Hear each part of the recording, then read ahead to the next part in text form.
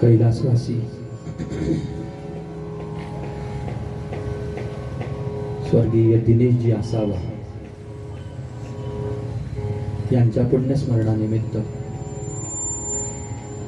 त्यांच्या धर्मपत्नी श्रीमती सावित्रा देवी आसावा आणि समस्त आसावा परिवाराच्या वतीनं पुन्हा एक वेळेला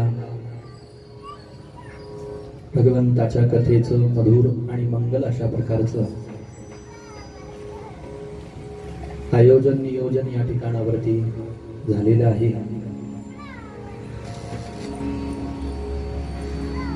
ज्याचा लाभ या ठिकाणावरती आजूबाजूच्या परिसरामधून उपस्थित झालेले आहे। सर्व भाविक भक्तांना आजपासून 7 दिवस या मंगल कथेचा लाभ प्राप्त होणार आहे। जेवढा वेळ तुमचा माझा भगवंताच्या कथेमध्ये, भगवंताच्या नामसंकीर्तनामध्ये, चिंतनामध्ये जेवढा वेळ तुमचा माझा या ठिकाणावरती जाणार आहे, हाच सारा वेळ तुमचा माझा सत्कारणी जाणार आहे। कारण खऱ्या अर्थाने जीवाचं कल्याण व्हावं अशा प्रकारची कृती, खऱ्या अर्थाने या मानव देहाचं कल्याण व्हावं अशी कृती, असं कार्य, अशी सेवा तुमच्या माझ्याकडून या ठिकाणावरती घडते आहे। 7 दिवस घडणार आहे आणि ही भगवंताची विशेष अशा प्रकारची तुमच्या माझ्यावरती आज कृपा झालेली आहे। भगवंताच्या कृपेशिवाय आणि भगवंताच्या इच्छेशिवाय, भगवंताच्या संकल्पाशिवाय तुमच्या माझ्याकडून अशा प्रकारची परमकल्याणकारक कृती सहजासहजी होऊ शकत नाही।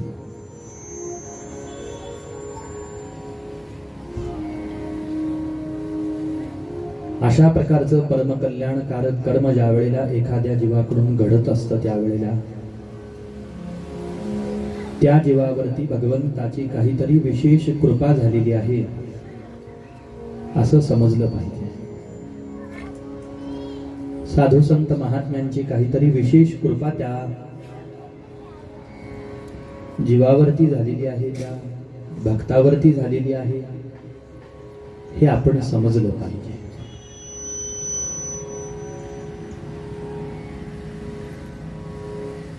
सहज आपल्या मनामध्ये अशा प्रकारचा भाव येऊ शकतो।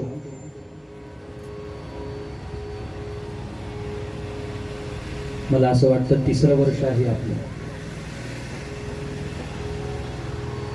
एखाद्या भाविकाच्या मनामध्ये असं सहज येऊ शकतं, सावित्रा देवी आसावा 3 वर्ष झाले कथा करत आहेत, त्यात काय विशेष, आम्ही पण करू, आम्ही पण कथेचं आयोजन नियोजन करू, याच्यापेक्षा मोठं करू। संकल्प चांगला आहे, परंतु आपल्या ठरवण्याने आपल्याकडून ती कृती होईल असं आपण समजू शकत नाही, किंवा आपण असं समजू नये।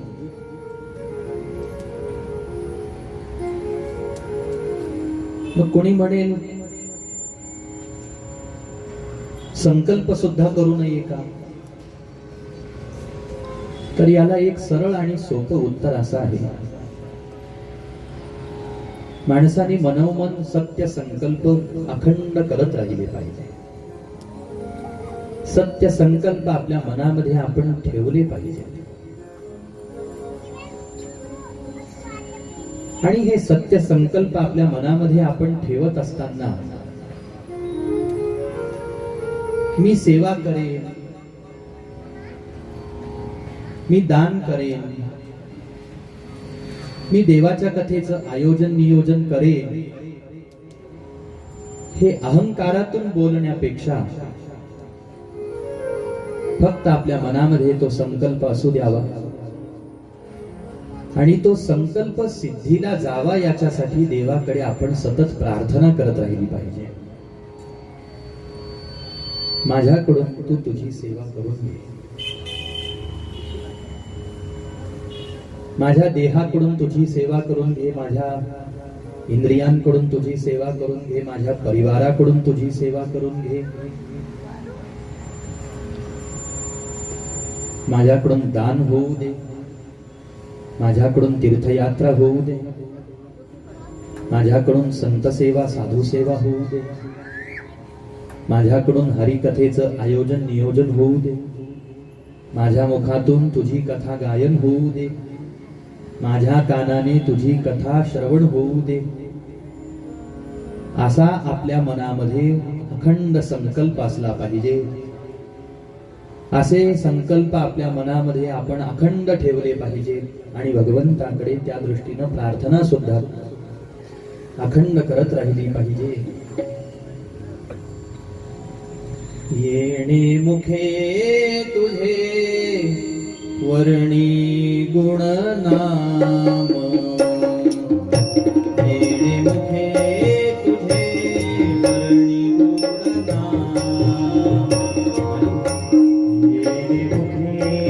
तुझे वर्णी गुण नाम, येणे मुखे तुझे वर्णी गुण नाम, येणे मुखे तुझे वर्णी गुण नाम, येणे मुखे आपण गायन करायचा प्रयत्न करायचा आहे. मनोमन ही प्रार्थना संतांनी केली, ही प्रार्थना आपणही देवाकडे करण्याचा प्रयत्न.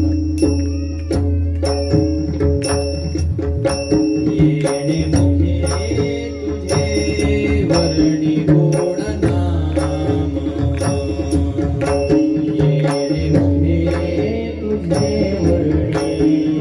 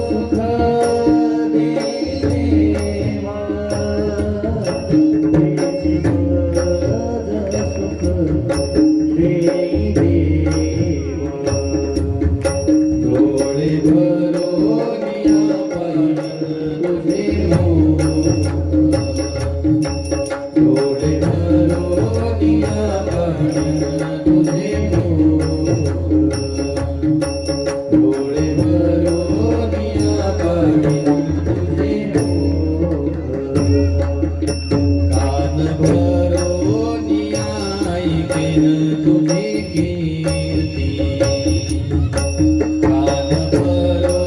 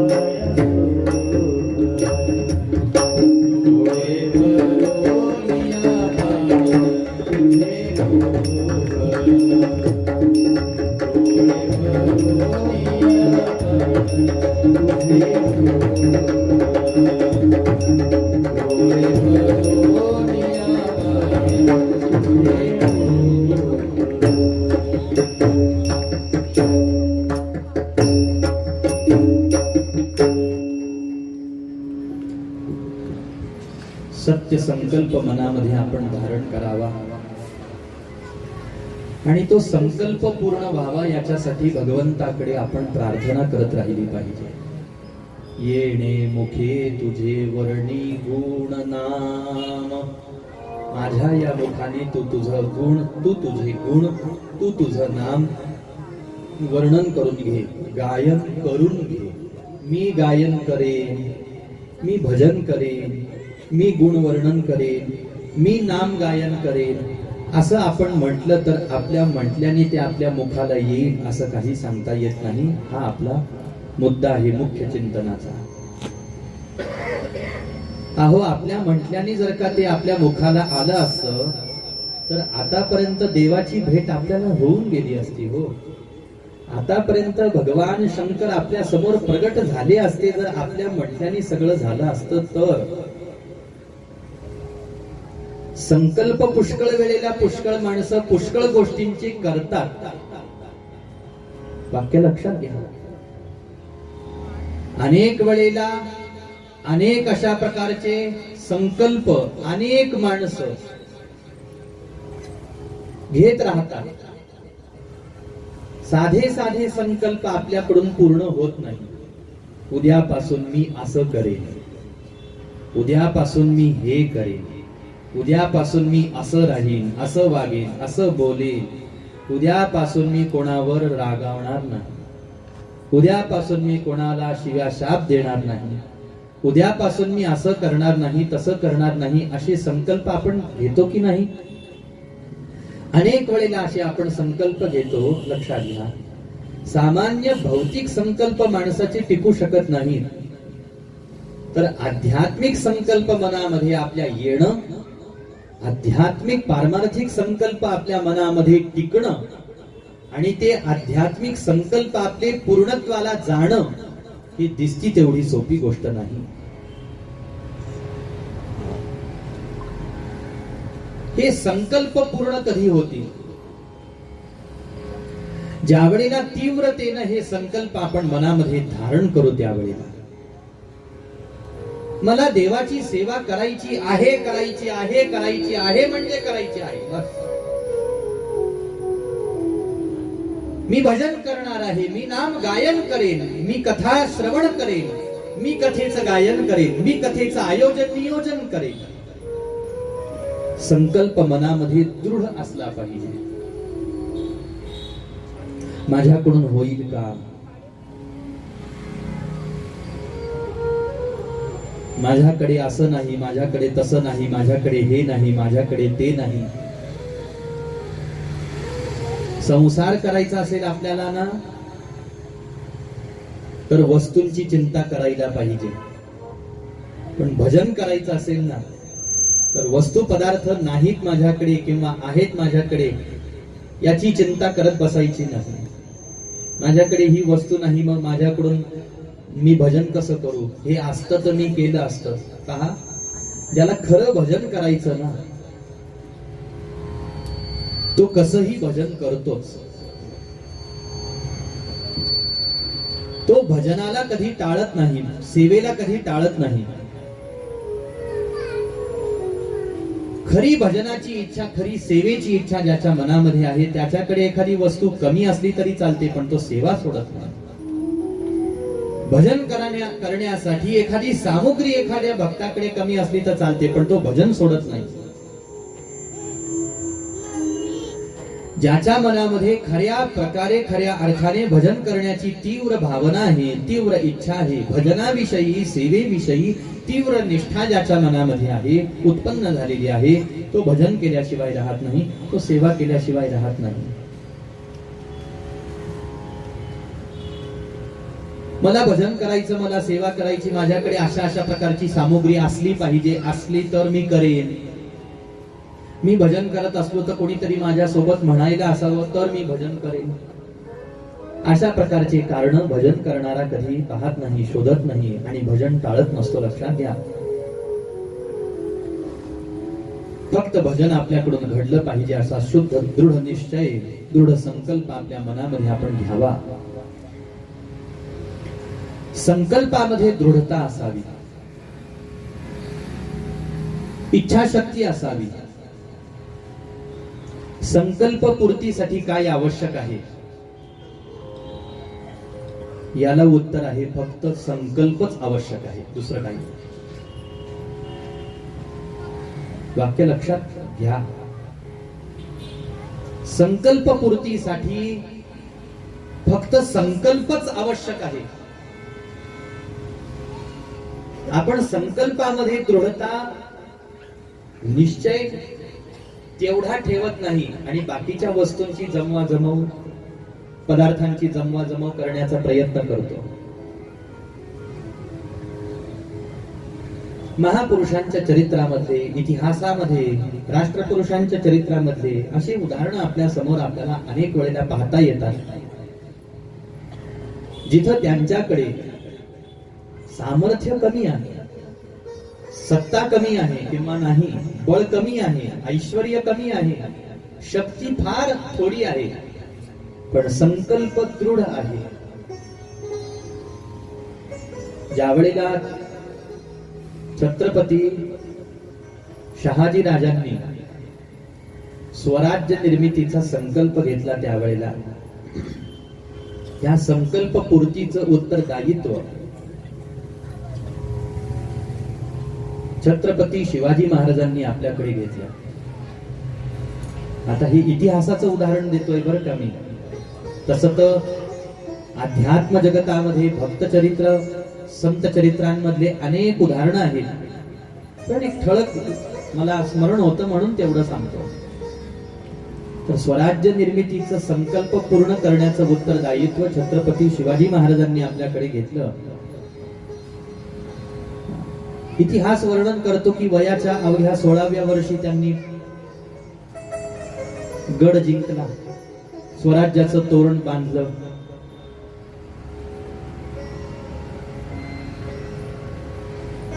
शक्ती कमी आहे, सामर्थ्य कमी आहे, बळ कमी आहे, सत्ता नाही, धन नाही, सैन्य नाही,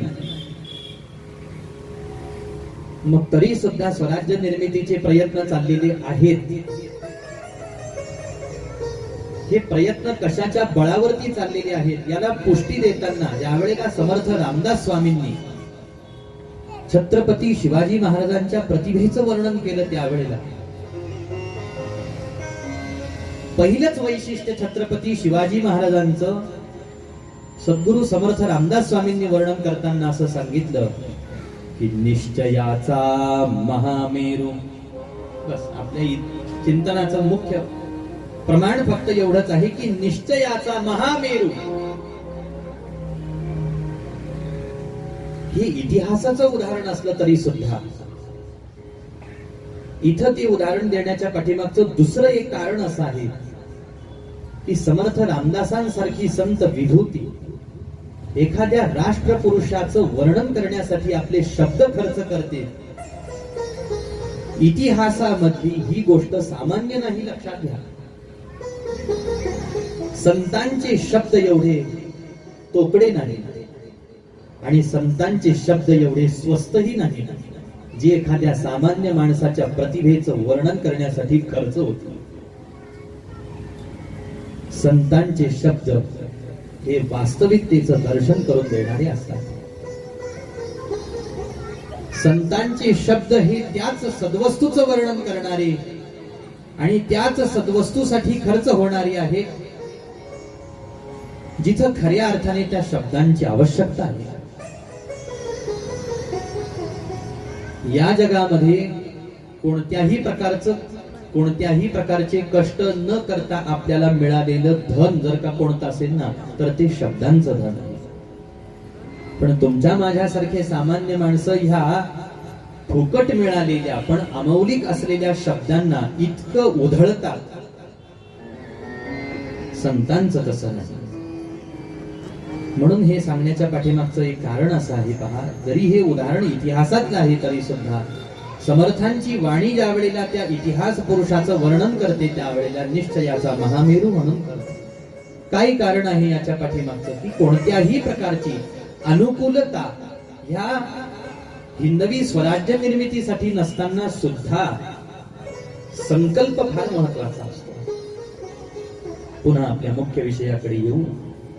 तसाच संकल्प हरिसेवेचा, भगवत सेवेचा, भगवंताच्या भजनाचा आपल्या मनामध्ये आपण ठेवला पाहिजे. हा संकल्प दृढ असला पाहिजे, पहिली बाजू. आणि दृढ असलेल्या ह्या संकल्पाला प्रार्थनेची जोड आपण दिली पाहिजे. जी प्रार्थना, येणे मुखे तुझे वर्णी गुण नाम, माझ्या या मुखाने तुझे गुण तुझं नाम गायन करून घे, वर्णन करून घे. तेची मज प्रेम देई देवा, डोळे भरोनिया पाहिन तुझे मुख, तेची मज सुख देई देवा. या डोळ्यांनी मी तुझं रूप पाहावं, अखंड असं सुख तू माझ्या या डोळ्यांना दे. कान भरोनिया ऐकेन तुझी कीर्ती, ते मज विश्रांती देई देवा. वाहे रंगी टाळी नाचेन उदास, हे देई हातास पायासू. माझ्या हातांना टाळी वाजवण्याचं सुख दे.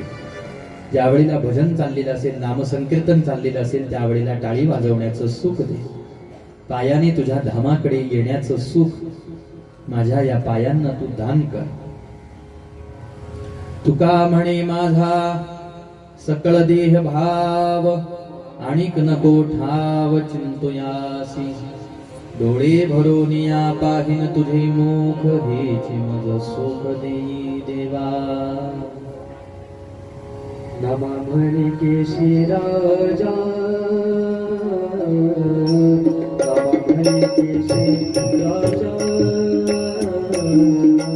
नमा म्हणे केशी राजा, नमा म्हणे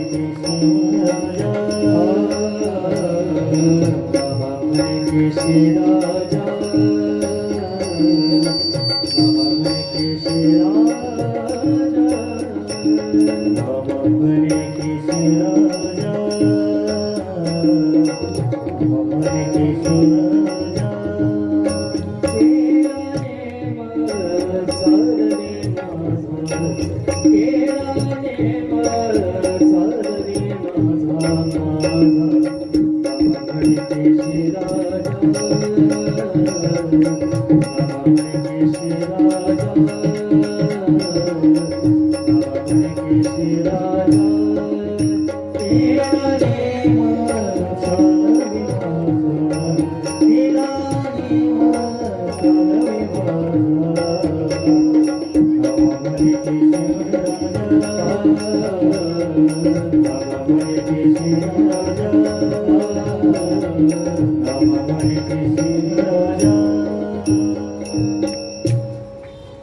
म्हणून भगवंतांना ही प्रार्थना केली गेलेली आहे. ज्या वेळेला सत्य संकल्प मनामध्ये आपण घेत असतो, सत्य संकल्प माझ्याकडून भगवंतांनी पूर्ण करून घ्यावा अशी प्रार्थना आपण भगवंताकडे करत असतो, त्यावेळेला ती प्रार्थना पाहून, ती प्रार्थना ऐकून, तो भाव पाहून, तो संकल्प पाहून, तो निश्चय पाहून भगवंत आपल्यावरती सहज कृपा करत असतात. जोपर्यंत भगवंत कृपा करत नाही तोपर्यंत ही गोष्ट सहज शक्य होत नाही. हा मुख्य भाव आहे. नसता वेळ साऱ्यांकडे आहे, शक्ती सगळ्यांकडे आहे, धन सगळ्यांकडे आहे, सामर्थ्य सगळ्यांकडे आहे, परंतु त्या वेळेने, त्या शक्तीनं, त्या बळाने, त्या सामर्थ्याने देवाची सेवा घडेलच असं काही म्हणता येत नसतं. म्हणून असं म्हणावं लागतं की ज्यांच्याकडून ज्या ज्या वेळेला कल्याणकारक अशा प्रकारचं कर्म घडताना दिसत असतं, त्यावेळेला त्या कल्याणकारक कर्म घडण्याच्या पाठीमाग फक्त भगवंत आहे, फक्त भगवंताची कृपा आहे, करुणा आहे.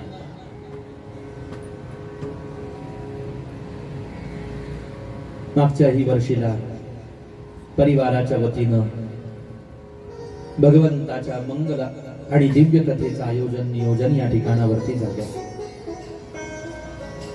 शिव महापुराण ग्रंथच मागच्या वर्षी आपण श्रवण केला आणि याही वर्षी परिवाराच्या संकल्पाला अनुसरून शिवपुराणाच्या माध्यमातून सत्संग लाभ या ठिकाणी तुम्हाला मला प्राप्त होण्यासाठी आरंभ झालेला आहे.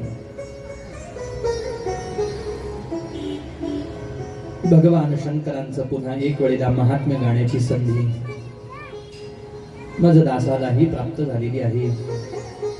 भगवान शंकरांचं महात्म्य, भगवंताच्या पूजनाचं, सेवेचं, नामाचं, भक्तीचं महात्म्य पुन्हा एक वेळेला तुम्हाला मला साऱ्यांना कळावं, पुन्हा एक वेळेला शिवनाम, शिव महात्म्य तुमच्या माझ्या कानावरती पडावं अशी संधी भगवंतानी तुम्हाला मला दुसऱ्यांदा या ठिकाणावरती दिलेली आहे.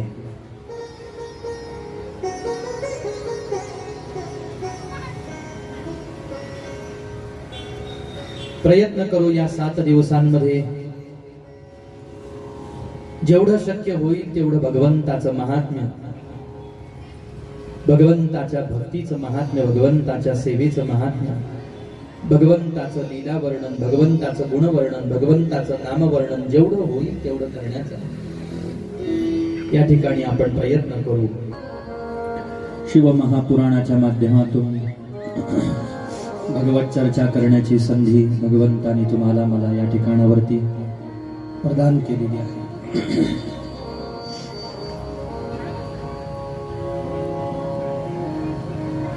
हा भगवंताच्या करुणेचा परिणाम आहे, कृपेचा परिणाम आहे.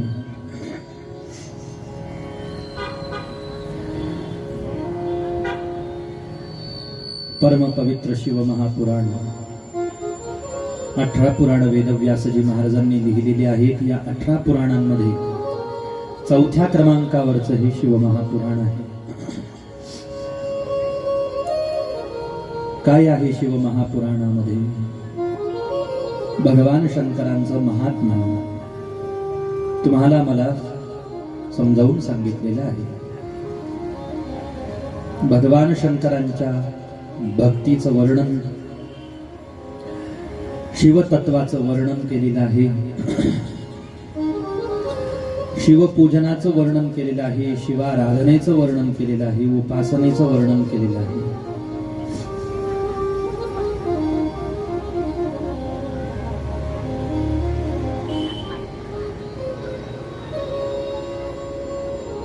अठरा पुराणांच्या माध्यमातून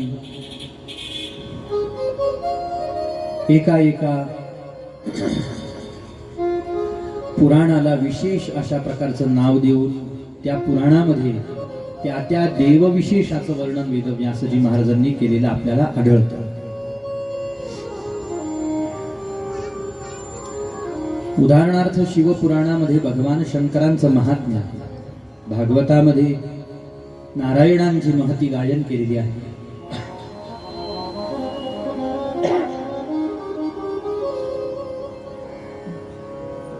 मुद्गल पुराण, गणेश पुराणामध्ये भगवान गणराजांचं महात्म्य सांगितलेलं आहे. देवी भागवतामध्ये भगवती जगदंबेचा महिमा वर्णन केलेला आहे. शक्तीचं महात्म्य वर्णन करून सांगितलेलं आहे. ज्या वेळेला हे वेगवेगळे पुराण आपण उघडून पाहतो त्यावेळेला भागवत उघडलं नारायणाचा महिमा, देवी भागवत उघडलं जगदंबेचा महिमा, शक्तीचं महात्म्य. मुद्गल पुराणासारखे पुराण, गणेश पुराणासारखे पुराण उघडले गणपतीचं महात्म्य, गणराजांचं महात्म्य. शिवपुराण उघडलं भगवान शंकरांचं महात्म्य. कोणतंही पुराण उघडा, पुराण म्हणतं हा देव श्रेष्ठ आहे. हे पुराण बंद करून दुसरं उघडलं, पुराण म्हणतं तो देव श्रेष्ठ आहे. ह्या देवाची उपासना केली तर असं असं होईल, हे सारं काही होईल. कधी कधी तुमच्या माझ्यासारखे सामान्य माणसं संभ्रमावस्थेमध्ये पडतात. आता नेमकं कोण श्रेष्ठ आहे आणि कोणाचं ऐकायचं आणि कोणाची भक्ती करायची आणि कोणाची उपासना आपण करायची आहे, कोणाचं पूजन आपण करायचं आहे, कोणाची सेवा आपण करायची आहे, कोणाची आराधना आपण करायची आहे, असा प्रश्न सामान्य जीवासमोर, सामान्य माणसासमोर उभा राहतो. बरं, असंही नसतं की आपल्या मनामध्ये जिज्ञासा उत्पन्न झाली आणि चटकन एखाद्या महात्म्याकडे आपण धावत गेलो आणि आपल्या मनातली ती शंका आपण निरसन करून घेतली. असंही आपण करत नाही.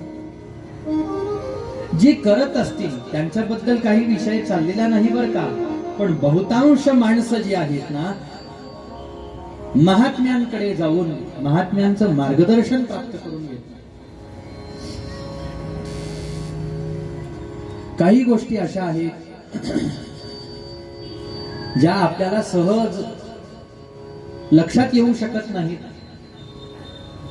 ज्या महात्म्यांनी ह्या साऱ्या ग्रंथांचं अवलोकन केलेलं आहे, अध्ययन चिंतन मनन केलेलं आहे, अनुभव ज्या महात्म्यांनी घेतलेला आहे ना, अशा महात्म्यांकडे, संत साधू सद्गुरूंकडे जाऊन जर का आपण प्रश्न विचारला तर ते आपल्याला याचं समाधान करू शकतात, देऊ शकतात आपल्याला समाधान.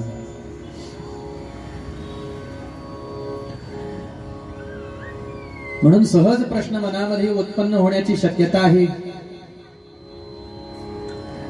प्रत्येक पुराणामध्ये वेगवेगळ्या देवता विशेषाचं वर्णन केलेलं आहे. मग नेमकं कुणाची भक्ती, कुणाची उपासना आम्ही करायला पाहिजे आणि कशासाठी एवढ्या वेगवेगळ्या देवतांचं वर्णन केलेलं आहे, तर याच्यामधली तात्विक गोष्ट समजून घेण्याजोगी एकच आहे. तुमच्या माझ्यासारख्या अखंड कथा श्रवण करणाऱ्या मंडळींनी एकच गोष्ट याची तात्विक अर्थाने लक्षात घेणं आवश्यक आहे. ती गोष्ट काय आहे? ह्या सगळ्या सिद्धांताच्या माध्यमातून, ह्या सगळ्या सूत्रांच्या माध्यमातून, पुराणांच्या माध्यमातून तुमची माझी चित्तवृत्ती जी आहे ती परमात्म्याकडे कशी आकर्षित होईल, कशी ओढली जाईल, याच्यासाठी हा सारा प्रयत्न झालेला आहे. नावं जरी वेगवेगळी असली तरी सुद्धा प्रत्येक ग्रंथामध्ये वर्णन हे एकाच केलेलं आहे आणि त्यांना परमात्मा असं म्हणतात, त्यांना परब्रह्म असं म्हणतात.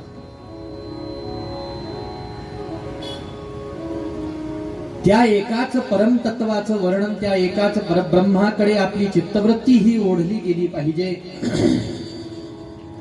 त्या एका परमतत्वाचंच चिंतन मनन आपल्याकडून झालं पाहिजे, ध्यान आपल्याकडून झालं पाहिजे, अनुसंधान आपलं लागलं पाहिजे. त्या परमात्म्याकडे चित्तवृत्ती ओढली गेली पाहिजे. परंतु साऱ्याच जीवांची चित्तवृत्ती, मन बुद्धी चित्त एका प्रकारातलं आहे असं काही म्हणता येत नाही. प्रत्येकाची चित्त वृत्ती जी आहे ती वेगवेगळी आहे. चित्तवृत्तीचे भाव तरंग वेगवेगळे आहेत. कोणाला काय आवडतं, कोणाला काय आवडतं, कोणाला काय आवडतं त्याचा काही नियम नाही. एखाद्या मला जी गोष्ट आवडते ती साऱ्यांना आवडेल असं नसतं. इथं प्रत्येकाची आवड भिन्न भिन्न आहे. ज्याला जी आवड असेल ना त्या आवडीचं त्याला सांगितलं गेलं पाहिजे. म्हणूनही वेदव्यासजी महाराजांनी या पुराणांच्या माध्यमातून सगळ्यांच्या कथा वर्णन करून सांगितल्या. ज्याला जे देव विशेष आवडत असेल त्याला ते ऐकलं की त्याची चित्तवृत्ती तिकडे धाव घेते. एखाद्याची चित्तवृत्ती जगदंबेकडे धाव घेते, एखाद्याचं चित्त भगवान शंकरांकडे धाव घेतं, एखाद्याचं चित्त गणराजांकडे धाव घेतं, एखाद्याचं चित्त नारायणांकडे धाव घेतं. ज्या वेळेला त्या पद्धतीनं ते पुराण आपण ऐकतो, आपल्या आवडीनुसार आपल्या कानावरती जर का ते श्रवण करायला आपल्याला लाभ प्राप्त झाला ना तर आपली चित्तवृत्ती त्या देवविशेषाच्या ठिकाणी दृढ होते, आपली श्रद्धा दृढ होते. आणि ज्या वेळेला त्या ठिकाणी आपली सामान्य श्रद्धा दृढ होते ना त्यावेळेला पुढचं सूत्र जे ग्रंथामध्ये सर्वसाधारण पद्धतीनं लपलेलं असतं पण महात्म्यांनी त्याचे खुलासे केलेले आहेत. ते दुसऱ्या पायरीवरचं सूत्र असं आहे की तुम्ही गणराज म्हणून गणपतीची उपासना करत असले तरी, शिव म्हणून शिवाची उपासना करत असले तरी, जगदंबा म्हणून जगदंबेची उपासना करत असले तरी आणि नारायण म्हणून नारायणाची भक्ती करत असले तरी सुद्धा सरते शेवटी हे एवढे परमतत्व नाही, परमतत्व एकच आहे.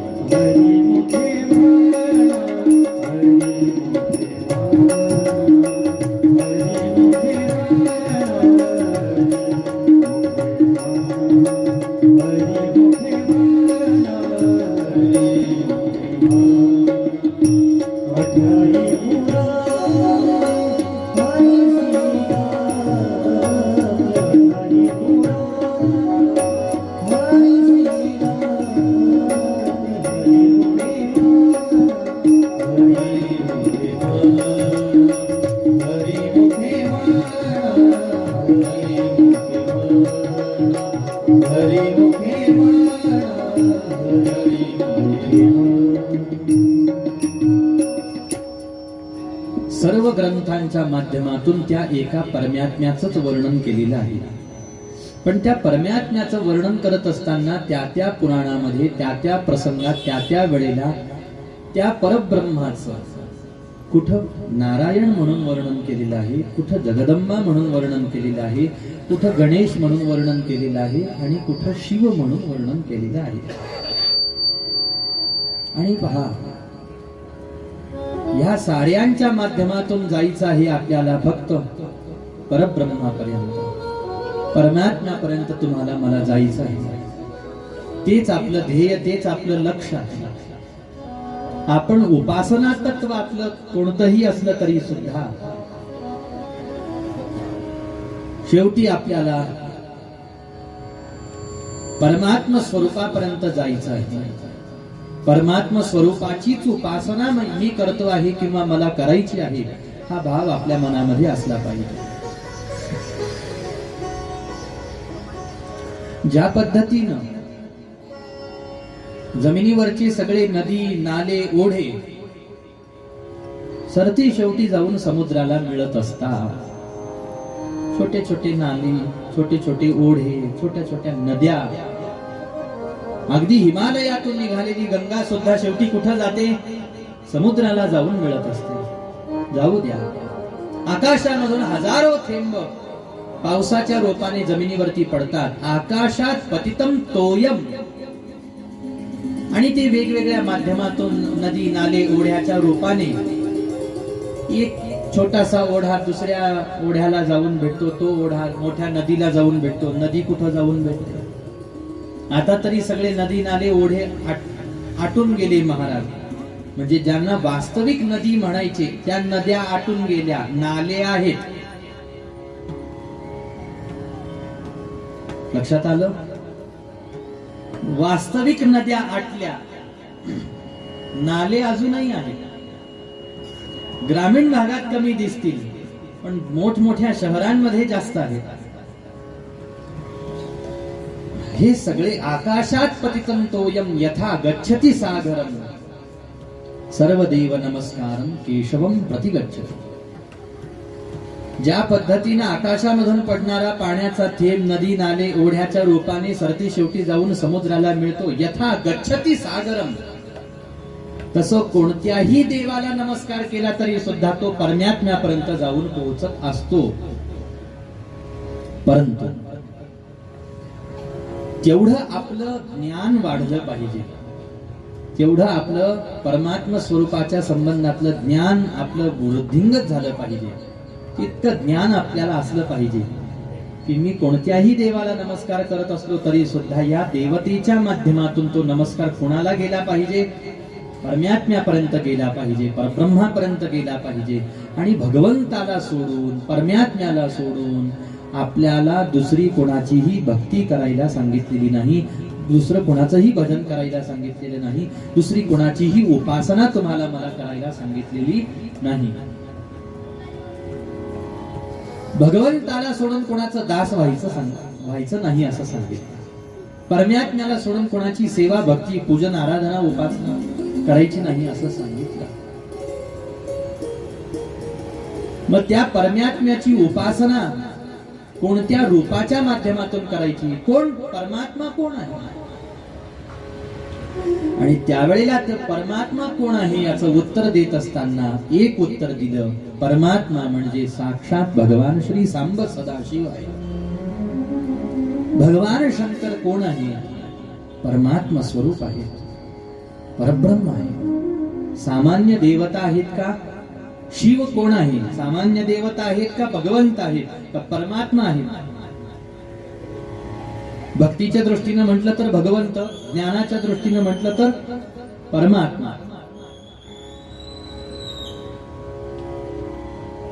तर आता या प्रश्नाचं उत्तर आपल्याला देता आलं पाहिजे की शिव ही सामान्य देवता आहे का परमात्मा आहे? कोण आहे? शिव ही सामान्य देवता नाही, शिव हे साक्षात परब्रह्म परमात्मा आहे, जगन्नियंता आहे, जगदाधार आहे. त्यांच्यापासूनच या समस्त ब्रह्मांडाची उत्पत्ती झालेली आहे. त्यांच्यापासून तेच साऱ्या जीवांचा सांभाळ करणारे, पालन पोषण करणारे आहेत. अनंत ब्रह्मांडाची स्वामी आहेत. भगवान शंकरांच्या एका एका रोमामध्ये अनंत अनंत ब्रह्मांड निवास करत आहेत महाराज. आणि या ब्रह्मांडामध्ये एकमात्र सत्ताधीश जो आहे ना तो परमात्माच आहे, ते भगवंतच आहे.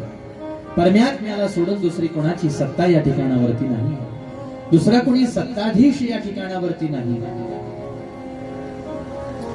सूर्य, चंद्र, वरुण, इंद्रादिक देवता हे सारे त्या परमात्म्याचे दास आहेत.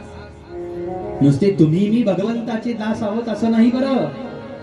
ही समस्त चराचर सृष्टी त्या भगवंताची दास आहे, दासी आहे. जशी तुम्ही मी सारे माणसं परमात्म्याचं दास स्वतःला मानलं पाहिजे, तुम्ही मी किंवा आपण आहोत असं मानू, तशा साऱ्या देवता तशी ही सारी सृष्टी, हे सार ब्रह्मांड, ही सारे पंचमहाभूत, पृथ्वी, आप, तेज, वायू, आकाश,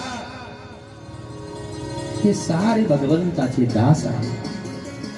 सूर्य भगवंताचा दास आहे, चंद्र भगवंताचा दास आहे, वरुण भगवंताचा दास आहे, इंद्र भगवंताचा दास आहे, गंधर्वादी गण भगवंताचे दास आहे.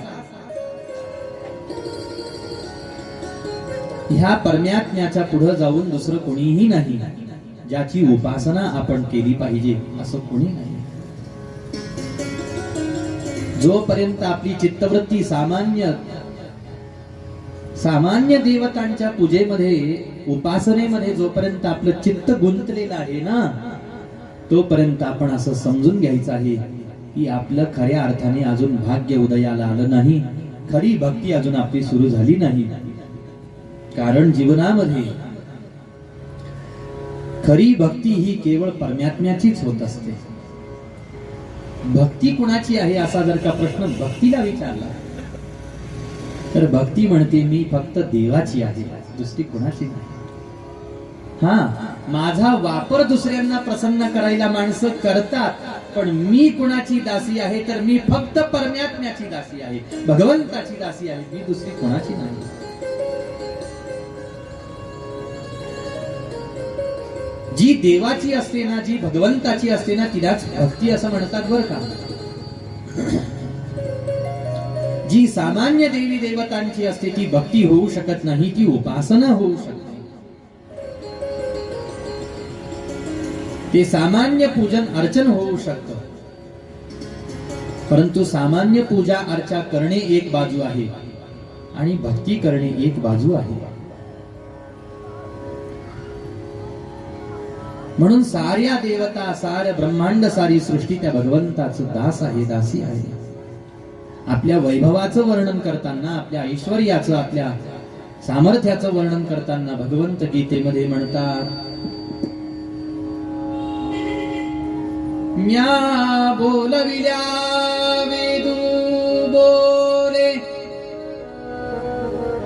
म्या चालविल्या सूर्य चाले, म्या हालविल्या प्राणो हाले, जो जगाते चाळिता.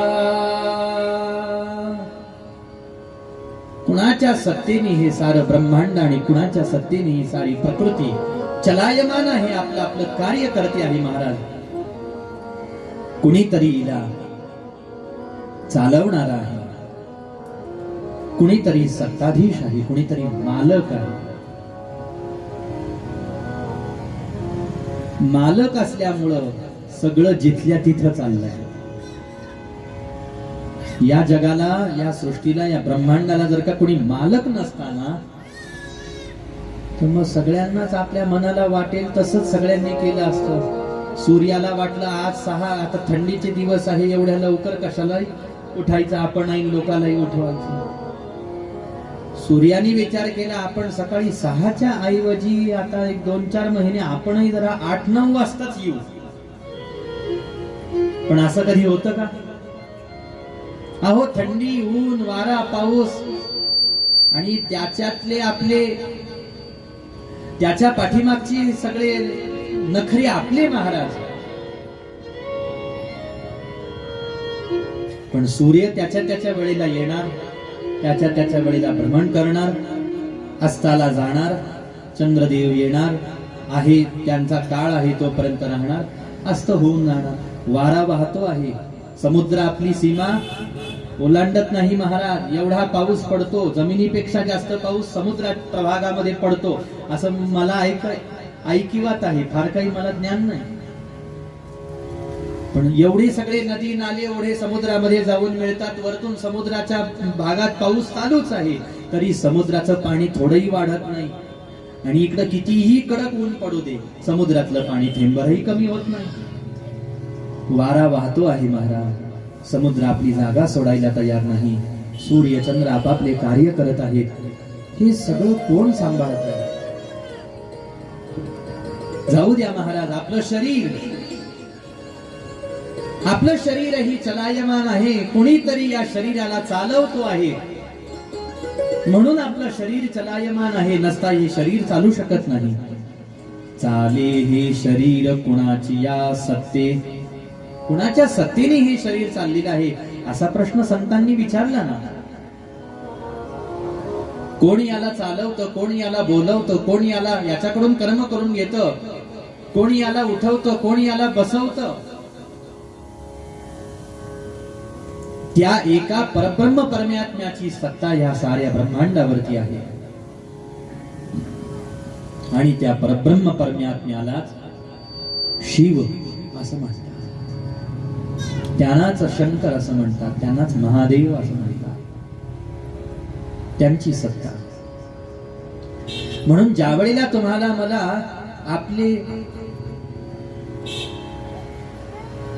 आपलं भौतिक जीवन दुरुस्त करावं अशी इच्छा होते, दुरुस्त व्हावं. कारण नाना प्रकारच्या अडचणी, नाना प्रकारच्या संकटांनी जीव घेरलेला असतो. नाना प्रकारच्या वासना, नाना प्रकारच्या कामना, नाना प्रकारच्या अपेक्षा भौतिक दृष्टीचा विचार जर का केला तर आपल्या मनामध्ये असतात. कुणाकडे धाव घेतली पाहिजे आपण? कोण आपलं मनासारखं करेल, मनाजोग होईल? कुणाकडे गेल्यानंतर आपल्या मनोवांछा कोण पूर्ण करेल? मनातले संकल्प, मनातल्या इच्छा, मनातल्या कामना, वासना कोण पूर्ण करेल बरं?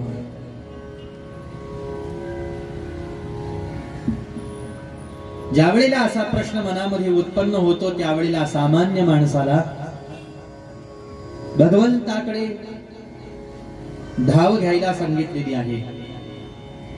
आणि आध्यात्मिक दृष्टीने जर का विचार केला तर मला जर माझं स्वतःचं परमकल्याण करून घ्यायचं आहे, हित साधायचं आहे, उद्धारच करून घ्यायचा आहे, जन्म मृत्यूच्या चक्रातून मला सुटून जायचं आहे, तर मी कुणाकडे धाव घेतली पाहिजे? कुणाची उपासना, कुणाची सेवा भक्ती मी केली पाहिजे? त्यावेळेला सुद्धा भगवंताकडे धाव घेतली पाहिजे, भगवंताचीच भक्ती केली पाहिजे, भगवंताची सेवा, उपासना, आराधना आपण केली पाहिजे असं सांगितलं जातं. कारण शेवटी सर्व इच्छा पूर्ण करणारा तो आहे, सर्व कामना पूर्ण करणारा तो आहे, सर्व संकल्प पूर्ण करणारा तो आहे, सर्व आशा पूर्ण करणारा जीवाची तो आहे महाराज. त्याच्या जवळ गेल्यानंतर सर्व कामना, सर्व वासना, सर्व इच्छा माणसाच्या पूर्ण होतात. फक्त भक्ती भावाने आपल्याला त्याच्या जवळ जाता आलं पाहिजे आणि भक्ती भावाने आपल्याला त्याची उपासना करता आली पाहिजे, भक्ती करता आली पाहिजे. याला प्रमाण म्हणून पुन्हा एकदा भागवताकडे आपण वळू. द्वितीय स्कंदामध्ये शुकदेवजी महाराज राजा परीक्षितींना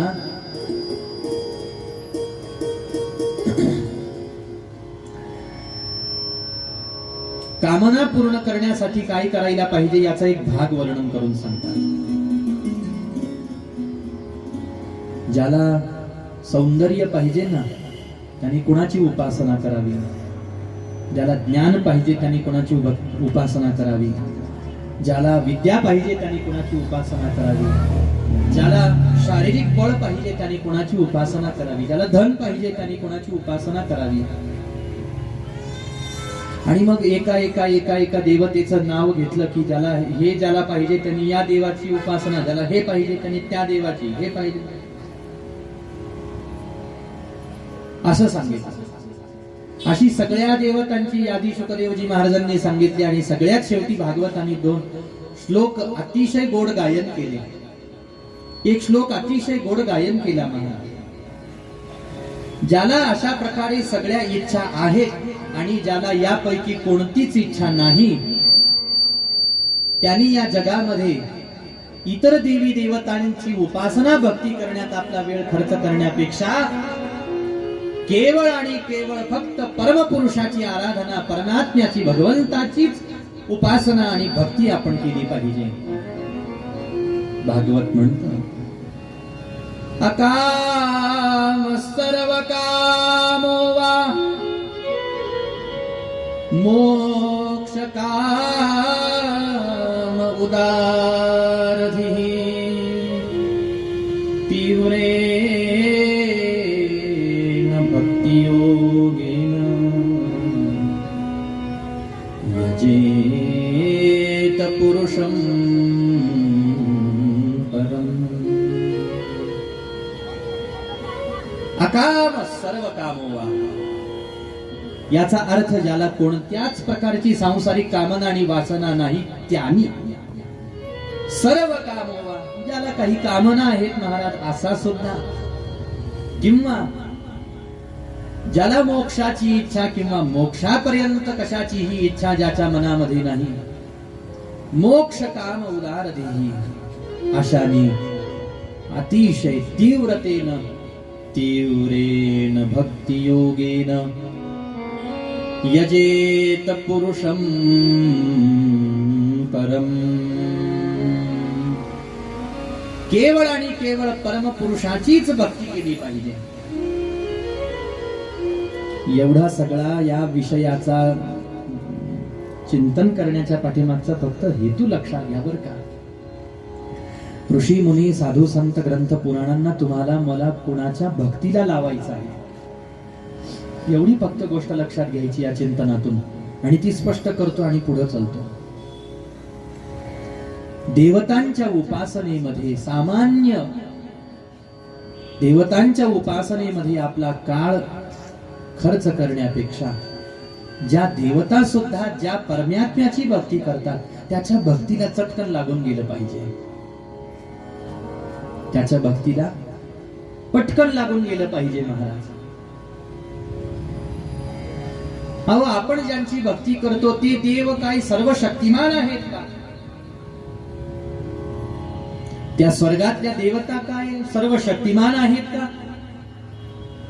त्या देवतांना प्रश्न विचारू आपण, का हो तुम्ही स्वयंभू स्वयंप्रकाशित सर्व शक्तिमान आहात का? त्या देवता म्हणतात, आम्ही तुमच्यासारखे माणसं म्हणून जन्माला आलो, पण आम्ही यज्ञ यागादी कर्म केले, पुण्य जमा केलं, आणि म्हणून स्वर्गातल्या देवता होण्याचं भाग्य आम्हाला लाभलं। पण आम्ही सर्व शक्तिमान नाही, आम्ही सर्व नियंता नाही, आम्ही जगदाधार नाही, अरे आम्ही काहीच नाही, फक्त तुम्ही मृत्यू लोकात राहता, तुमच्यापेक्षा वरचा लोक आमचा असल्यामुळे तुमच्यापेक्षा आम्ही श्रेष्ठ आहोत, याच्यापेक्षा आमची सत्ता नाही। म्हटले, मग तुम्ही पण दासच आहात का? म्हटले, हो। कुणाचे दास आहात?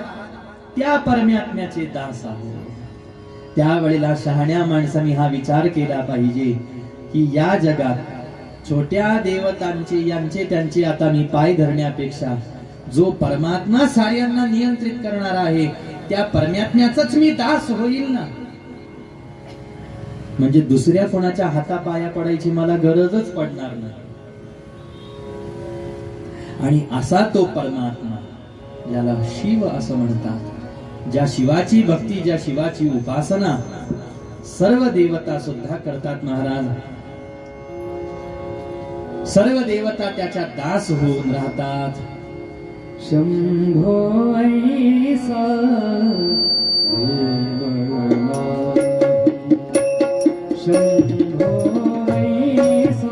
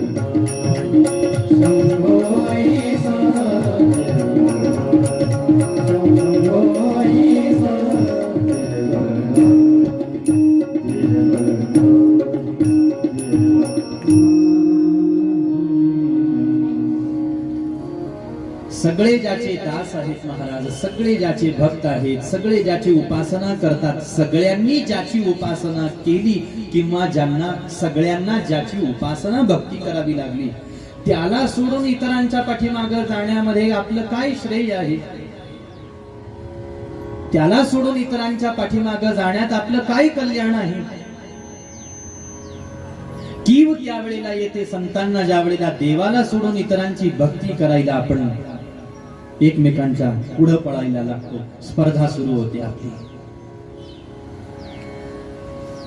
भाग्याचा दिवस तो आहे आपल्या जीवनातला, ज्या दिवशी आपल्या अंतःकरणामध्ये परमात्म्या संबंधात, भगवंताच्या संबंधामध्ये शुद्ध भक्ती उत्पन्न होईल. तो दिवस आपल्या भाग्याचा, अनंत जन्मांचं फळ देणारा तो दिवस आहे, ज्या दिवशी इतर कोणीही आपल्या आवडीचा नाही, फक्त देवच माझ्या आवडीचा आहे. आता याच्यात इतर कोणी मध्ये खूप जण येतात बरं का. याच्यात देवता येतात, ज्यांची उपासना आपण करत असतो. याच्यामध्ये माणसं येतात, ज्यांच्यावरती आपण प्रेम करतो असं आपल्याला वाटत असतं. याच्यामध्ये वस्तू येतात, ज्यांचा संग्रह आपण करतो. याच्यामध्ये पदार्थ येतात, ज्यांचं सेवन आपण अखंड करत असतो. ह्या इतर शब्दांच्या खाली भरपूर मोठी यादी आहे. ही इतर आणि या इतर शब्दांच्या खाली जेवढी यादी आहे ना, या यादीतला एकही आवडीचा राहिला नाही, फक्त देव, भगवंत. आणि आता पहा, मग पुन्हा प्रश्न एक पुढचा, आणि हा सिद्धांताचा प्रश्न आहे, सैद्धांतिक प्रश्न आहे, म्हणून त्याच्यावर थोडा विचार करणं व्यासपीठाला भाग आहे. आणि तो प्रश्न असा आहे की ह्याच सिद्धांताला, ह्याच सूत्राला, तत्वाला अनुसरून अनादी काळापासून दोघांची उपासना केली जाते, भक्ती केली जाते. एक आहेत नारायण आणि दुसरे आहेत शिव. देवाचीच भक्ती जर का करायची आहे तर मग त्या देवाची भक्ती करा असं सांगत असताना दोघांचं नाव पुढे आलं. एक नारायणांचं आलं आणि एक भगवान शंकरांचं आलं. संतांनी स्पष्ट असं वर्णन केलेलं आहे, ग्रंथांनी पुराणांनी असं स्पष्ट वर्णन केलेलं आहे, जो या दोघांना सोडून इतरांची भक्ती करतो त्याच्या पदरात काही पडत नाही. लक्षात आलं? जो या दोघांना सोडून इतरांची भक्ती करतो, एक नारायण आहेत आणि एक भगवान शिव आहेत.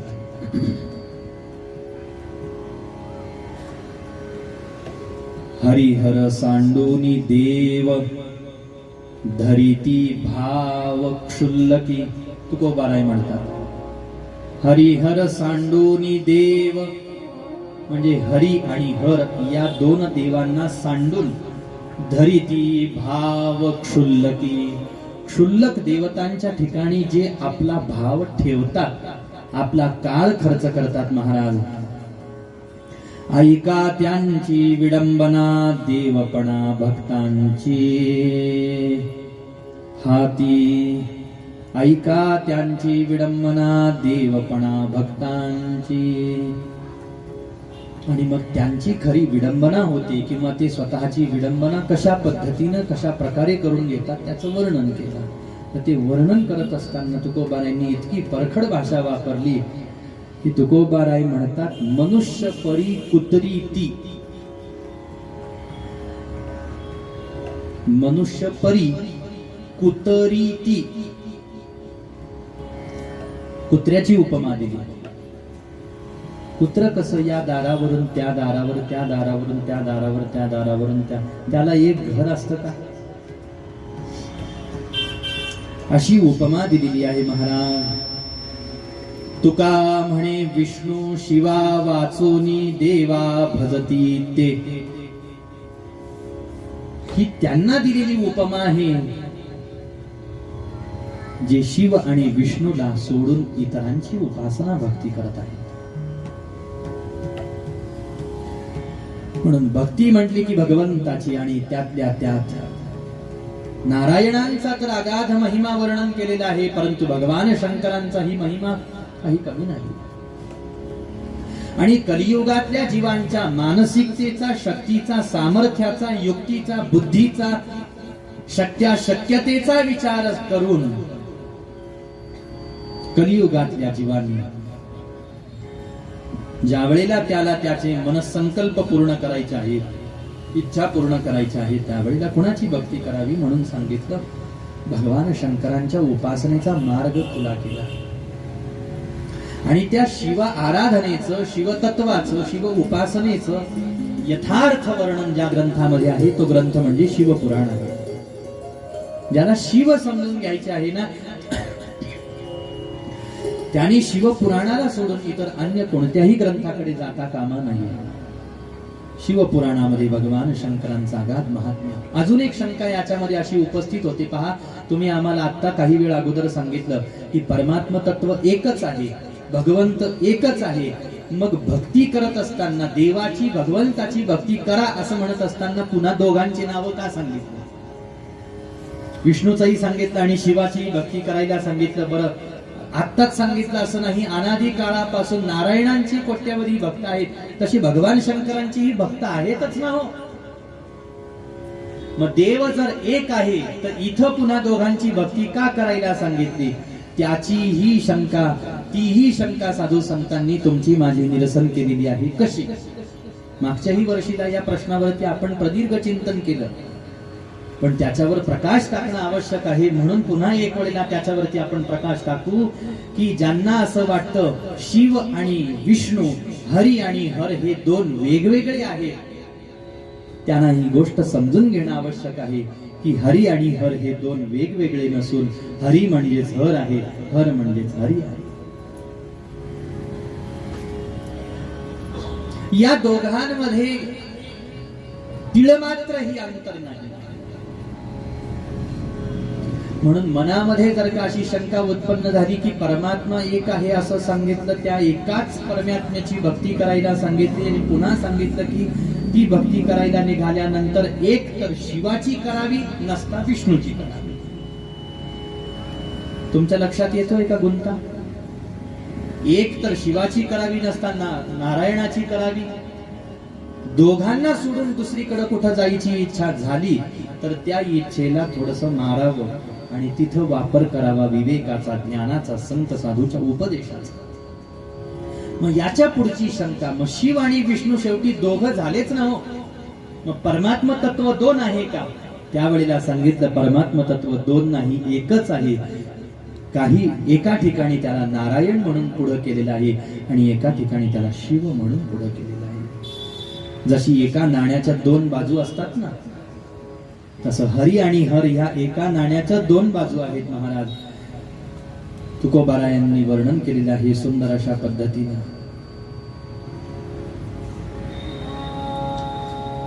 हरी हरा भेद, हरी हरा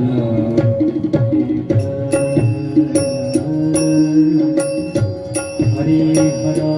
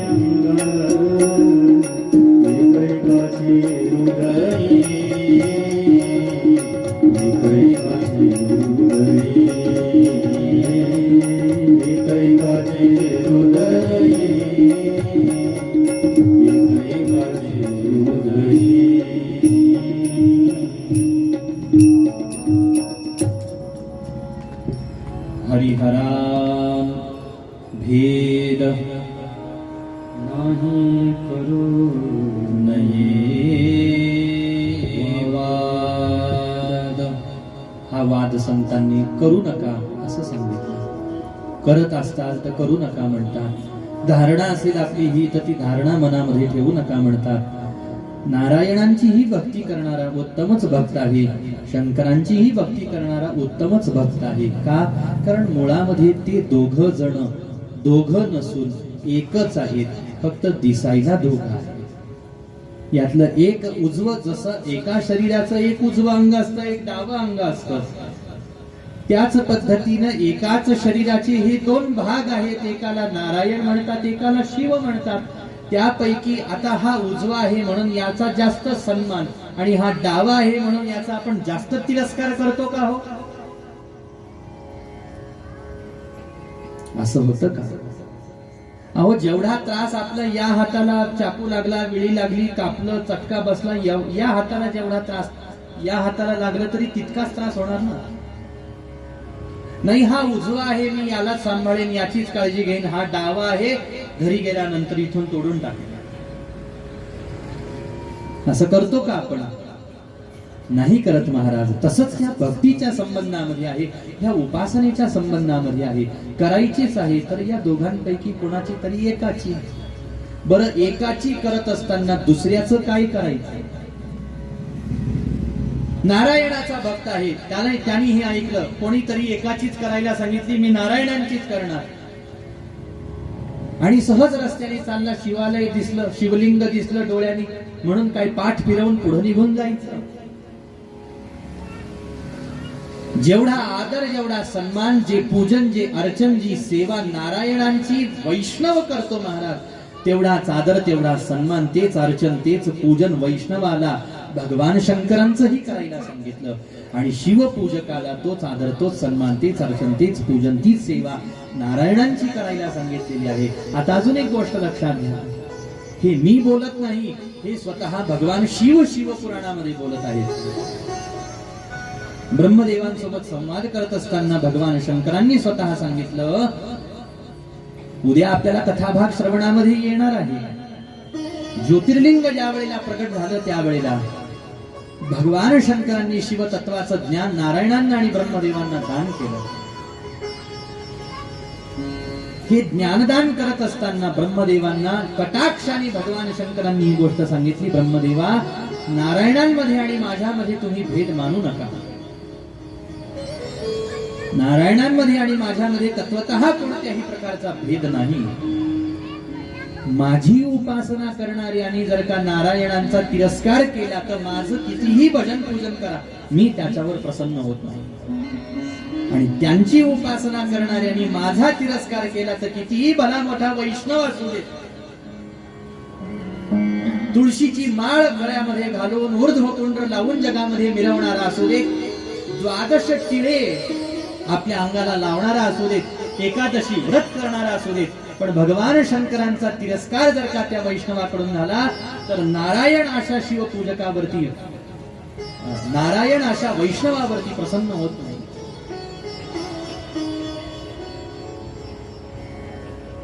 हे दोघं वेगळे नाही, एकच आहे. शिवस्य हृदयं विष्णु, विष्णु हृदयं शिवः, यथा शिवमयो विष्णु रेवं विष्णुमय शिवः. म्हणून अभेद आहे.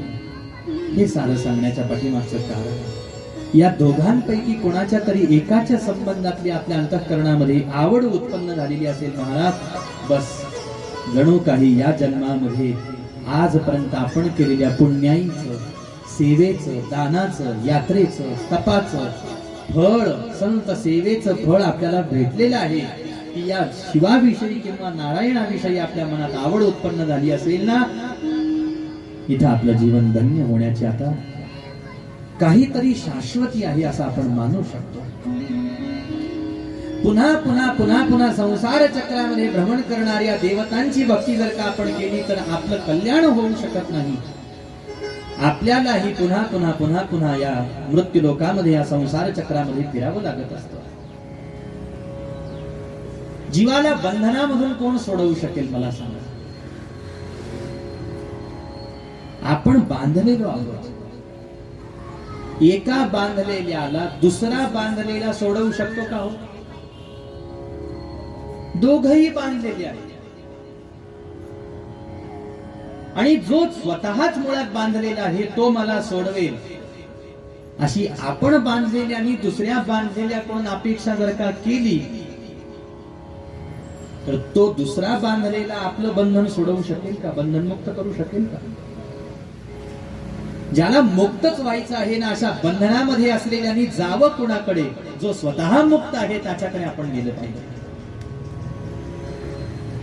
जो स्वतः बंधनातून मुक्त झाला त्याच्याकडे जाऊन त्याची भक्ती जर का केली तर तो बंधनातून सोडवेल आपल्याला.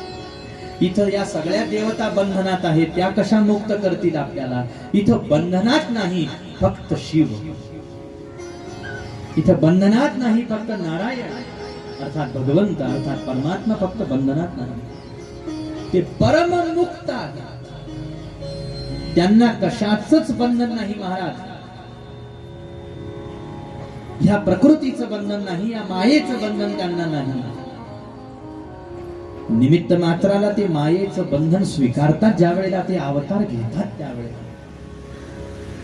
आणि ते किती कुशलतेने त्या मायेचा अंगीकार करतात. म्हणूनच तर त्यांच्या त्या अवतार कार्याला लीला असं म्हटलं जातं. आणि तुमचं माझं जे असतं त्याला कर्म म्हटलं जातं. ठीक, अधिक विस्तार न करता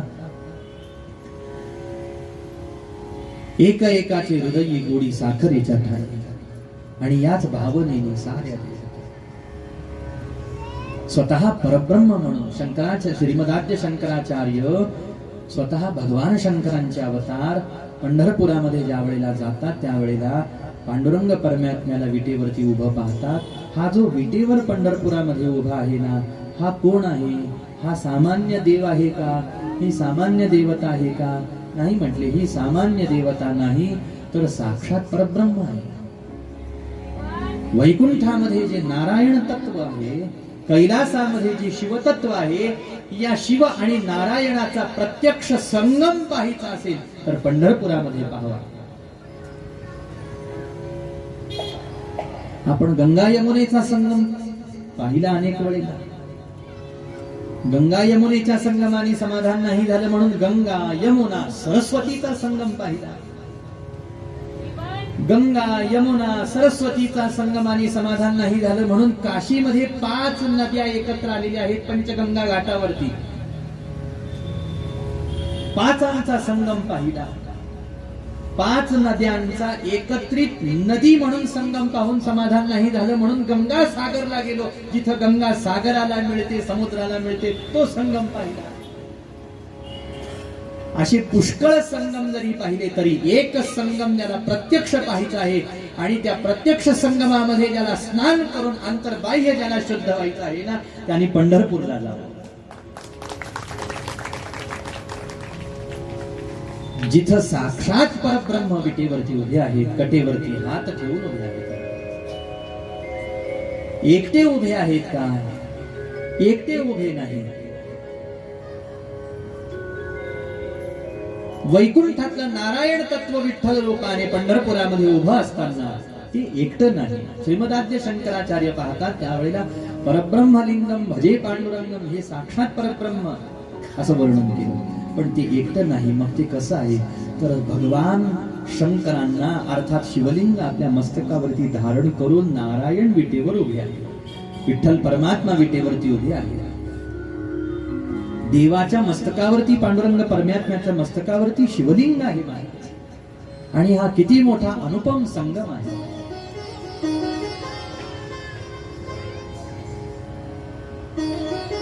हे दोघं एकमेकांच्या संबंधामध्ये काय आहे, एकमेकांचे कोण आहे, सर्वस्व एकमेकांचे हे दोघ जण आहेत. एकमेकांचे देवही तेच आहेत, एकमेकांचे भक्तही तेच आहेत, एकमेकांचे सेवकही तेच आहेत, एकमेकांचे सखेही तेच आहेत. नाथ महाराजांनी फार सुंदर वर्णन केलं. त्रिशूळावरी काशी, त्रिशूळावरी काशीपुरी, चक्रावरी पंढरी, दोन्ही सारखे सारखे, दोन्ही सारखे सारखे, दोन्ही सारखे सारखे, विश्वनाथ विठ्ठल सखे, विश्वनाथ विठ्ठल सखे. हे दोघ जण एकमेकांचे मित्र आहेत, सखे आहेत, भक्त आहेत, स्वामी आहेत, उपासक आहेत.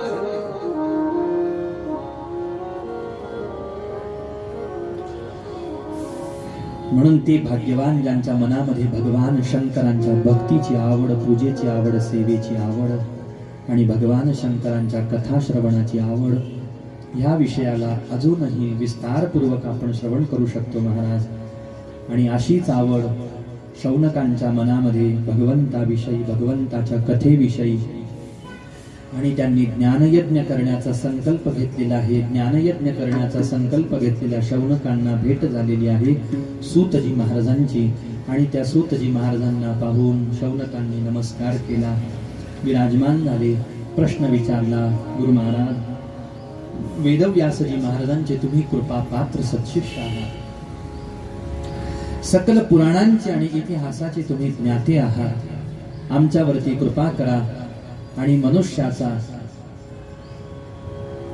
ज्ञान वैराग्य युक्त विवेक कशा पद्धतीनं वृद्धिंगत होईल, वाढेल, तुम्ही आम्हाला वर्णन करून सांगा. त्यावेळेला सूतजी महाराज म्हणतात, जीवाचा ज्ञान भक्ती वैराग्ययुक्त विवेक ज्याने वाढतो अशा प्रकारचं सत्शास्त्र मी तुम्हाला सांगतो. हे सत्शास्त्र कलियुगातल्या जीवांचं परम कल्याण करणार आहे आणि त्याला शिवपुराण असं म्हणतात. हे शिवपुराण कुणी श्रवण करावं? साऱ्यांनी श्रवण करावं. कधी श्रवण करावं? अखंड श्रवण करावं. का श्रवण करावं? शेवटी ऐकायचं का हे आपल्याला हे सगळं हेही माहित पाहिजे. याचं एक उत्तर मी आता पाहू आणि मला असं वाटतं एक उत्तर उद्यासाठी राखीव ठेवू. कोणी म्हणेल का उद्या सांगायला काही वेगळा विषय नाही का? नाही, पण आजचा वेळ संपून गेला म्हणून एक उत्तर आता पाहू, एक उत्तर उद्या पाहू. काय कायदा पाहिजे कथा? शिवपुराण काय कायदा पाहिजे? याचं एक सामान्य उत्तर हे भौतिक दृष्टीने आहे बरं का. उद्या जे पाहू आपण ते आध्यात्मिक दृष्टीने पाहू. दोन पद्धतीने आपल्याला पाहत पाहत चालावं लागत असतं अनेक वेळेला. कारण काही वेळेला भौतिक प्रश्नही मनामध्ये असतात आणि बऱ्याच वेळेला आध्यात्मिक प्रश्नही मनामध्ये असतात बऱ्याच भक्तांच्या.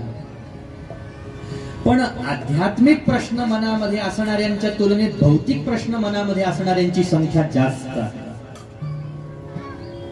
आध्यात्मिक प्रश्न मनामध्ये असणाऱ्यांची संख्या अगदी मोजकी आहे, असली तर. आणि नसली तरी सुद्धा आध्यात्मिक प्रश्न व्यासपीठाकडून प्रस्तुत केले जातात. का? कारण भौतिक सुटावं आणि अध्यात्म प्रगट व्हावं म्हणून. नमः पार्वती पते हर हर महादेव. या भौतिक जगताच्या अंधकारामध्ये आपल्याला अध्यात्म प्रकाश निर्माण करून घ्यायचा आहे अंतःकरणामध्ये.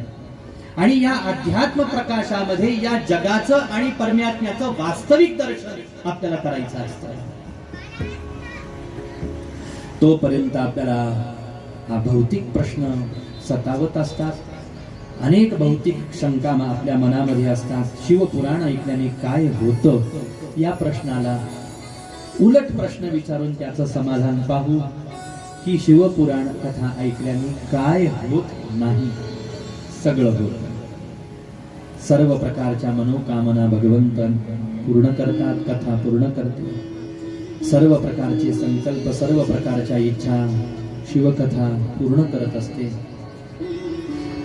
सर्व प्रकारच्या आपल्या मनोवांछित फलाचं दान आपल्या पदरामध्ये शिवकथा करत असते. हे भगवान शंकरांचा कथेचं महात्म्य.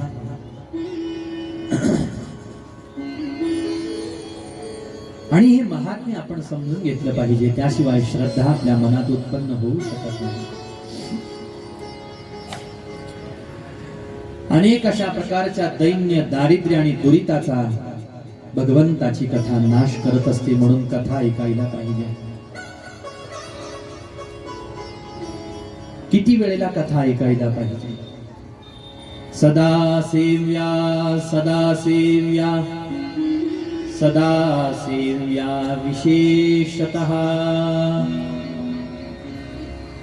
सतत सतत सतत विशेष रूपाने कथा ऐकली पाहिजे. एतत् शिवपुराणस्य, हे शिवपुराण सतत सतत सतत सतत ऐकलं पाहिजे. एकदा ऐकलं आणि त्या एकदा ऐकल्याने आपलं काम झालं असं आपण समजता कामा नये. कुठपर्यंत आणि किती वेळेला आणि सतत सतत ऐकायचं म्हणजे तरी किती ऐकायचं आणि का, याचं आध्यात्मिक उत्तरामध्ये पुन्हा उद्या विस्तार होईल. त्यावेळेला आपल्याला लक्षात येईल की किती वेळेला आणि सतत सतत का ऐकायचं आणि कुठपर्यंत ऐकायचं. पण एक गोष्ट यातली महत्वाची नमूद करून घेण्याजोगी आहे ती अशी की अखंड भगवंताची कथा कानाने ऐकायला आपले कान तत्पर असले पाहिजे. आपले कान तत्पर असले पाहिजेत, आपले इंद्रिय सेवेसाठी तत्पर असले पाहिजेत. कथा ऐकायची म्हटल्यानंतर आपण बस मी तयार आहे, मला कोणत्याही प्रकारच्या मनाची तयारी करायची आवश्यकता नाही, तर तो उत्तम श्रोता आहे असं समजलं जातं. तर तो उत्तम श्रोता नसता. कथा आहे ती कथा ऐकली पाहिजे, ती कथा ऐकायला पाहिजे हे समजावण्यामध्येच सप्ताहातला 1 ते 1.5 दिवस निघून जातो. आणि त्यालाच महात्म्य म्हणतात. की काय ऐकायला पाहिजे, कशासाठी ऐकायला पाहिजे ही प्रवृत्तीच नसते कथेकडे. आणि मुळामध्ये ज्याची प्रवृत्ती भगवंताच्या कथेकडे झालेली आहे आणि कथेसाठी जो प्रत्येक क्षणाला तत्पर झालेला आहे, महाराज समजून जावं आता तो देवासाठी सुद्धा तत्पर झालेला आहे. देव आणि देवाची कथा, देव आणि देवाचं नाम हे देवापेक्षा भिन्न नाही. नाम आणि कथा देवापेक्षा भिन्न नाही.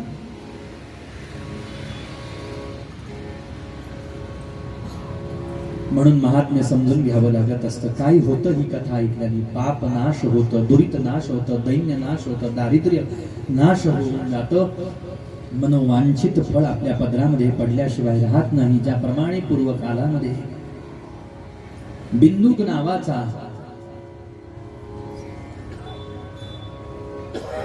महापापी उत्तम कुळामध्ये जन्माला आलेला आहे, परंतु दुःसंगतीचा परिणाम असा झालेला आहे की जीवनभर पापकर्म करायला त्यांनी सुरुवात केलेली आहे.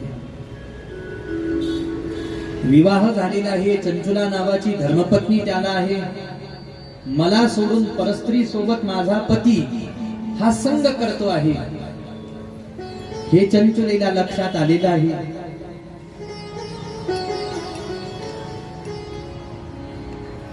पतीला सोडून दिलेला आहे,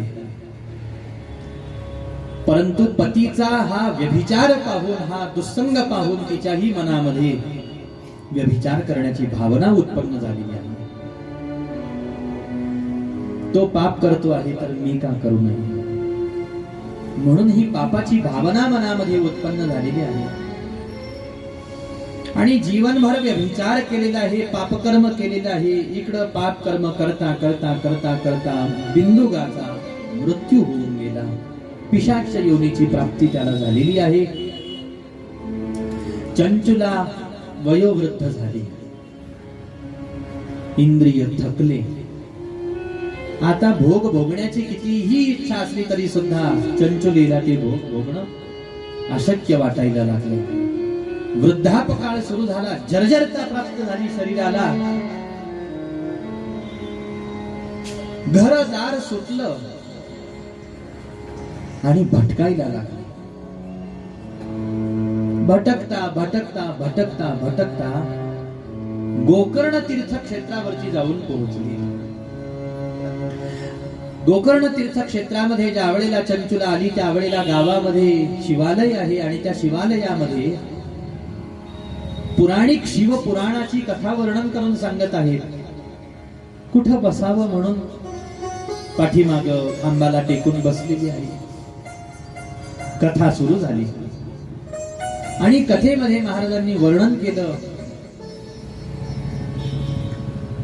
पापाच्या परिणामाचे,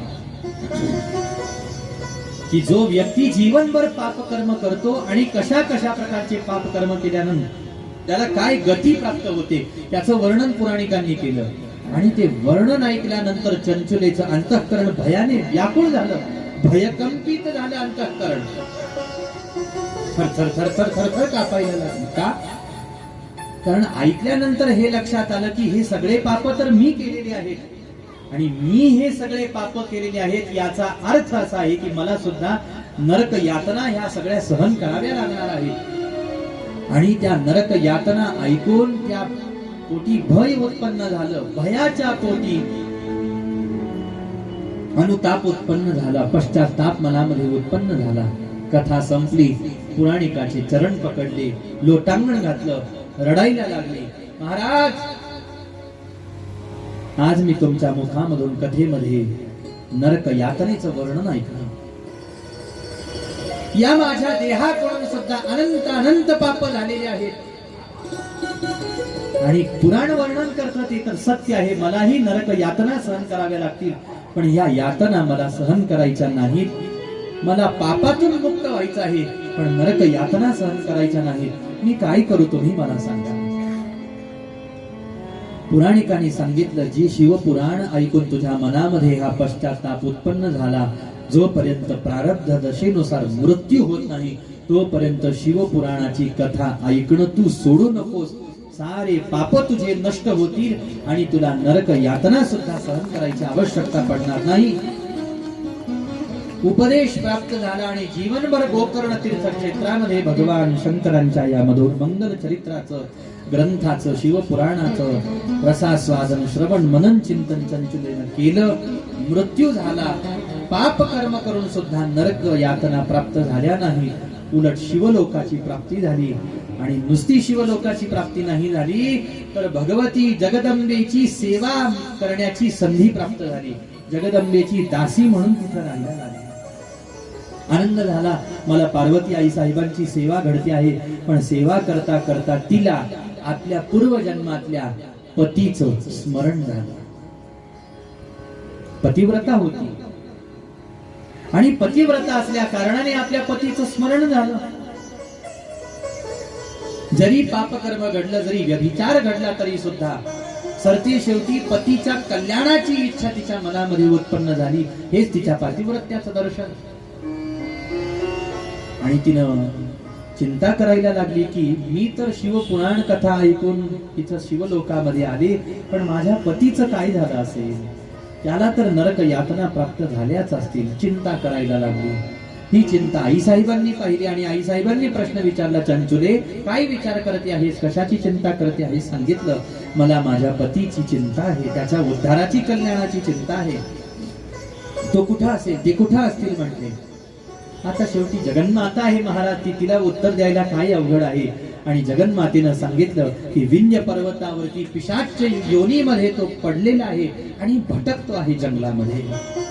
हे ऐकून तिला दुःख झालं आणि तिने आई साहेबांकडे प्रार्थना केली, आई साहेब, माझी एकच विनंती आहे तुम्हाला, जशी मी तुमची सेवा करते ना तशी माझ्या पतीकडून सेवा व्हावी तुमची आणि भगवंताची. अशी काहीतरी तुम्ही योजना करा, काहीतरी कृपा करा. आणि वैकुंठामध्ये नारायणांची स्तुती करण्यासाठी जशी अखंड नारद महर्षी असतात ना, तशी भगवान शंकरांच्या कैलास लोकामध्ये एक ऋषी महर्षी आहेत आणि त्यांचं नाव आहे तुंबुरू.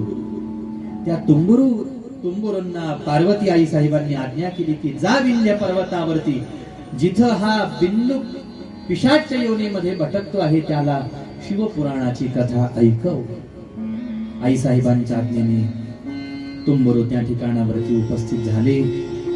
शिवपुराण कथा ऐकण्याची इच्छा तर पिशाच योनीमध्ये गेलेल्या बिंदुकाची झाली नाही, परंतु तुंबुरूंच्या दर्शनाचा परिणाम असा झाला मनातले थोडेफार पाप जळून गेलेले आहेत आणि निदान हे महात्मे काय सांगणार आहेत ते तरी आपण शांत बसून ऐकावं अशी तयारी झाली. शिवपुराण कथा ऐकली आणि कथा श्रवण करून बिंदुगाचा सुद्धा उद्धार झाला.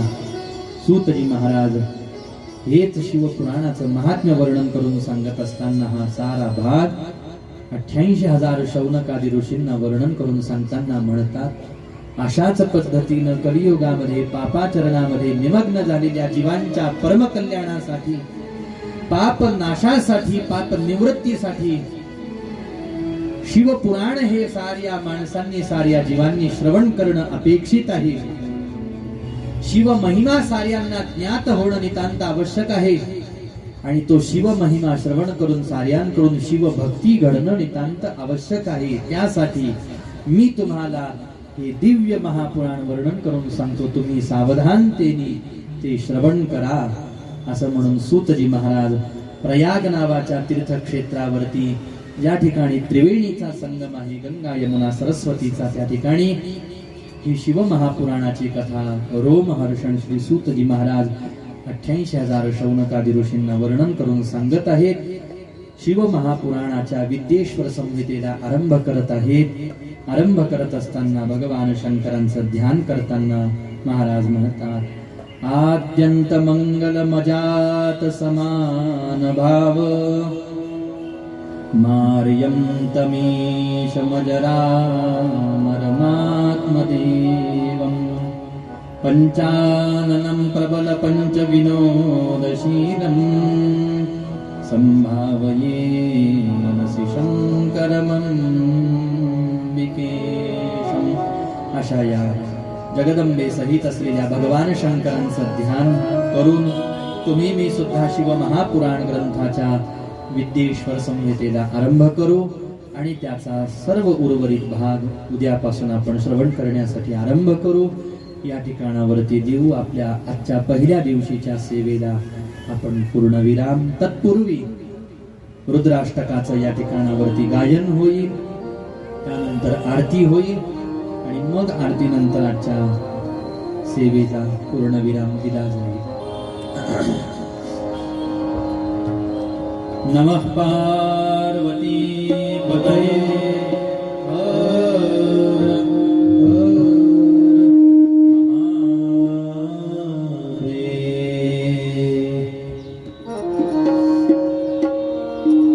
नमामि शमीशान निर्वाणरूपं विभुं व्यापकं ब्रह्मवेद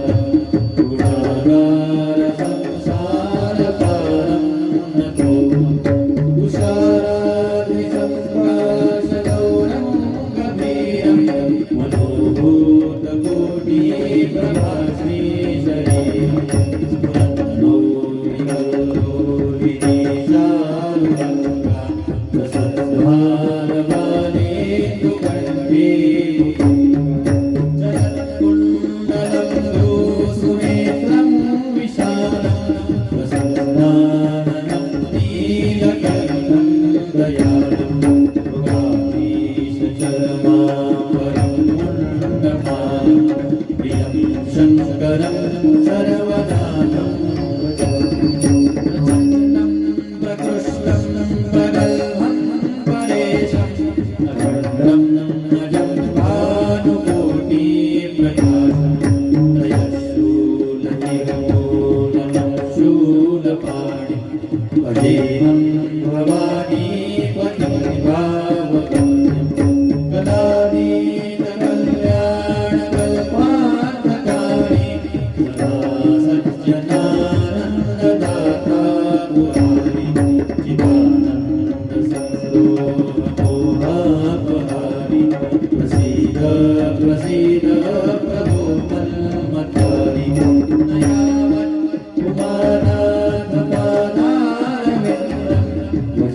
इहलोके परिवार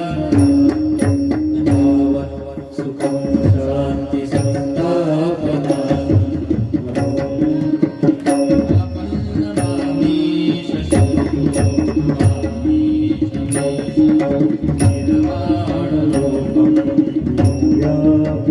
ब्रह्मवेद स्वरूपं निर्गुणं निर्विकल्पं निरीहं चिदाकाशमाकाशवासं भजे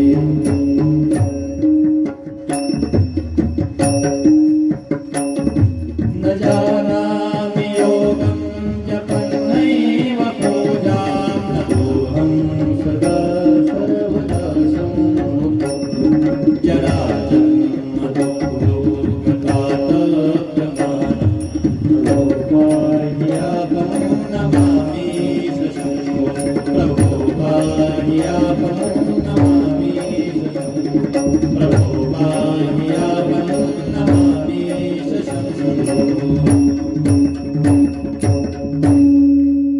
रुद्राष्टकमिदं प्रोक्तं विप्रेण हरतोषये ये पठन्ति नरा